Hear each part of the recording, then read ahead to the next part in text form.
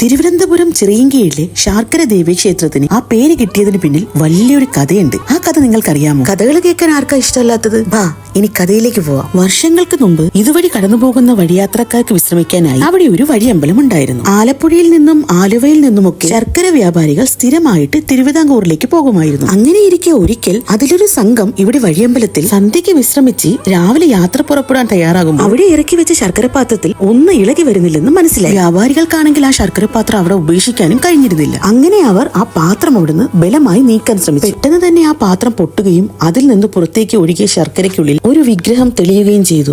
ഈ വിവരം അറിഞ്ഞെത്തിയ പ്രശസ്തനായ കൃഷ്ണഭക്തൻ വിൽവമംഗലം സ്വാമി ആ പാത്രത്തിൽ ദേവിയുടെ ശക്തമായ സാന്നിധ്യമുണ്ടെന്ന് തിരിച്ചറിയുകയും അദ്ദേഹം ആ ദിവ്യ ചൈതന്യത്തെ ശർക്കര പാത്രത്തിൽ നിന്ന് മാറ്റി അവിടെ പ്രതിഷ്ഠിച്ച് ക്ഷേത്രവും സ്ഥാപിച്ചു. അങ്ങനെ ശർക്കരയിൽ നിന്ന് ഉടലെടുത്ത ദേവി ശാർക്കര ദേവിയുമായി. ഇവിടുത്തെ പ്രധാന പ്രതിഷ്ഠ എന്ന് പറയുന്നത് ആദിപരാശക്തിയായ ശ്രീ ഭദ്രകാളി ദേവിയാണ്.